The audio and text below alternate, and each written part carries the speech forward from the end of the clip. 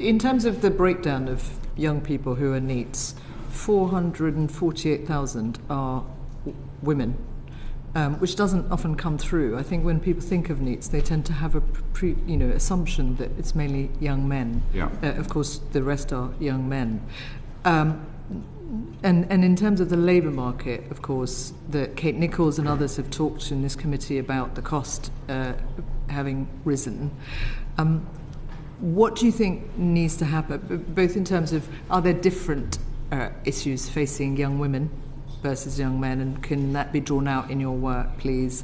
And what, in terms of what you've heard from employers, what are the things that could be done to support employers to play a more active role in partnership with government and local, national and others to get more young people into work? Yeah, I'm going to try to be brief, but those are big questions. Sorry. So there are, it's 1 million young people or thereabouts, and everyone's different. Yep.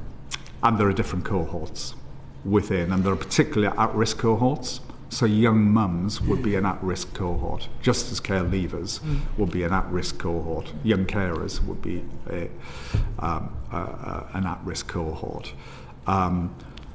It used to be the case that the NEET population as a whole was more women than men. And now it's reversed. It's more men than women. It's a huge number of women. And largely, young women are NEET still because primarily they're often the primary caregiver. Yep. So that remains the case. So there's an issue about employment opportunities and flexibility, Yep.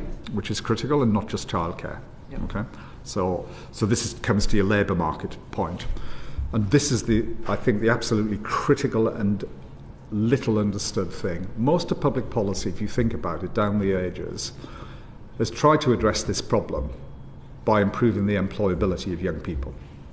Better skills, different curriculum, tougher conditionality in the benefit system, whatever. Okay, and all of those things are really important. But what people have missed is the demand side.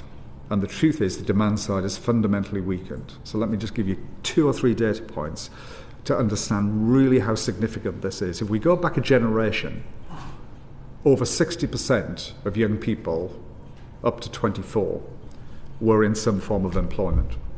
Today it's 50%. A generation ago, 4 in 10 young people who were in education up to the age of 18 also were in work of some sort. That's halved during the course of the last 20 years. So people talk about the demise of the Saturday job, and it's a real thing. Everybody probably had a Saturday job. I did. I got sacked from mine because I was delivering newspapers and couldn't get out of bed.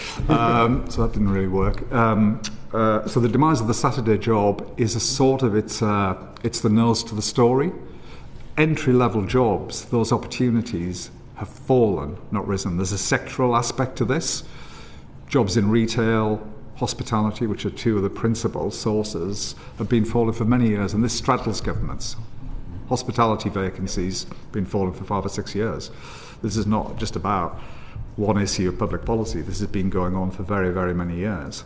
And if you look at the makeup of employment, I think these are the right numbers. Over the last 20 years, there's been a decline of 1.6 million jobs in lower and medium skilled professions. There's been an increase of 6.3 million in higher skilled professions.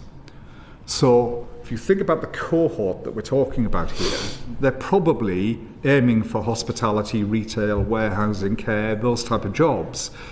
And the job opportunities have become diminished over time. This is reflected, by the way, in apprenticeships, which should be a get-out-of-jail card and aren't. Final question.